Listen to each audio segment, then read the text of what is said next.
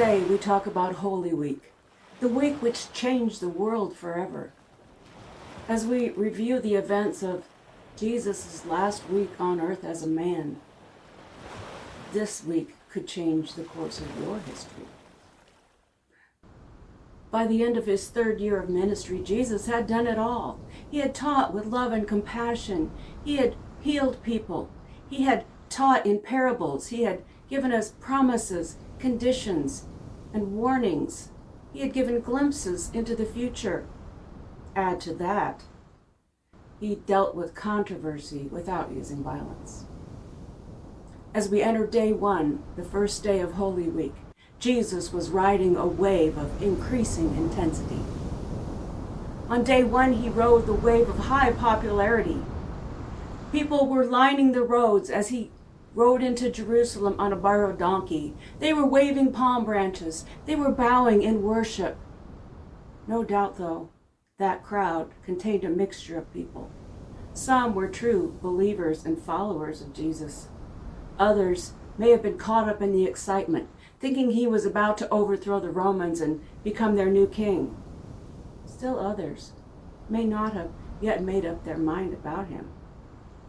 Then there were those who were threatened by his growing influence and were plotting ways to stop him.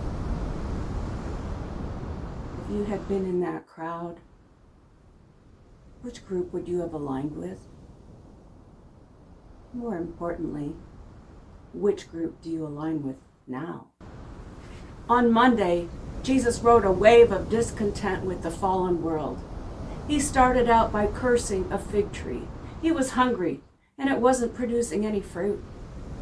He went on to drive the merchants out of the temple. These business people were there to profit from a time and place which was meant to be set aside for worship and thankfulness and prayer. His righteousness rose up like a mighty wave as he turned over the merchants' tables. Jesus spent Tuesday engaging with the Pharisees. They showered him with cleverly designed questions designed to trap him.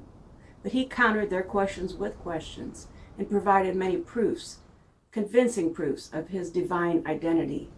The debates rose in intensity like waves crashing against each other in a sea storm, or like a lively exchange between lawyers in a court of law.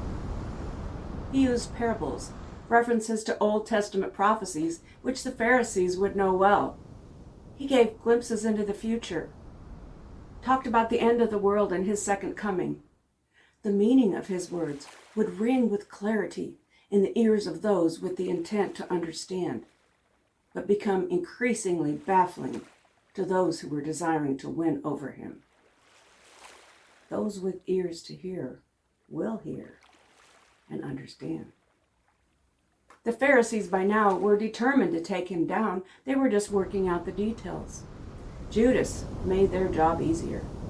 He came to them voluntarily, offering to identify Jesus so that they could arrest him. They paid him for this deed, which would have made Judas happy. Judas was the money keeper, and he liked being on the winning side. Can your loyalty be bought so easily for such a price? By Thursday, the roaring wave of that Holy Week had become unstoppable. After preparations had been made, Jesus sat down with his 12 disciples to celebrate the Passover meal.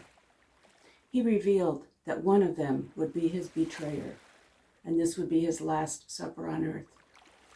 He offered them bread, broken to show that his body would be broken and he would be destroyed. He offered them wine, foreshadowing that his blood would soon be flowing out from him. Later that evening, they retreated to a place for rest. Jesus asked 3 of his closest disciples to join him in a heart-wrenching prayer session as he summoned the courage for what was about to come. This night is a reminder that Jesus was human. Born of a miraculous union between God and woman, he was both fully divine and fully human. He would have been inclined to be afraid. He would have looked to see if there was a way out, pleaded for another answer. He He would have coveted the support of his friends, his closest friends. But they fell asleep when he needed them the most.